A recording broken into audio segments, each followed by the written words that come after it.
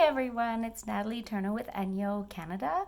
You're probably wondering why I'm in my oven and not in the kitchen baking something to put in the oven. But I just wanted to show you I'm cleaning out my oven. As you can see, these are the tools I need to clean out my oven. So step number one, turn the oven on and put a large container with some water in it and heat up the oven so that it loosens up all that built up, burnt, crispy stuff that's at the bottom of your oven. Second, once that's cooled down a little bit, you're going to go in there with your little scrubby and pull up as much as you can that's down at the bottom that may be on the surface that you want to take out. So as you can see, there's a scrubby side and there's a fiber side.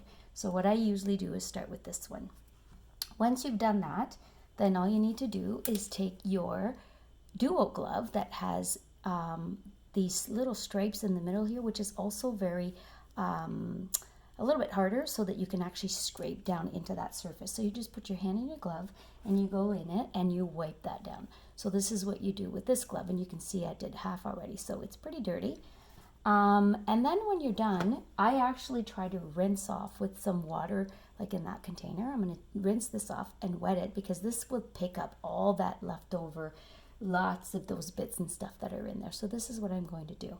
But if I need to apply the marble paste, I actually take a knife with me and I take my marble paste and I actually just scrape a little bit off the surface like that.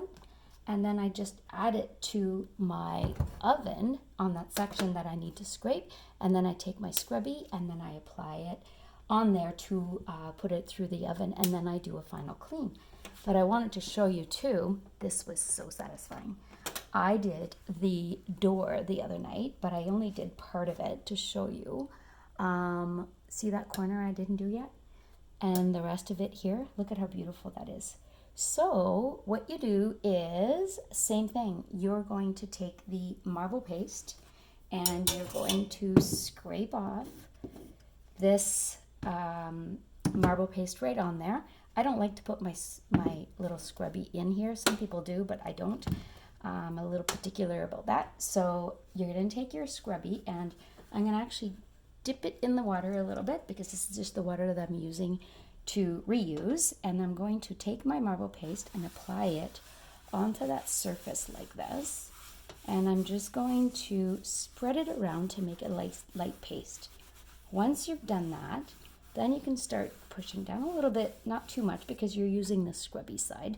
You're going to apply that on there and scrape until you pick up as much of the residue as you can that's built up from all that oil and grease and stuff. So this is how you do the oven cleanup. So I'm going to finish that off and then I'll show you the after picture. And I hope that helps for anyone that has the window or the kitchen zone, and make it a little bit simpler for you.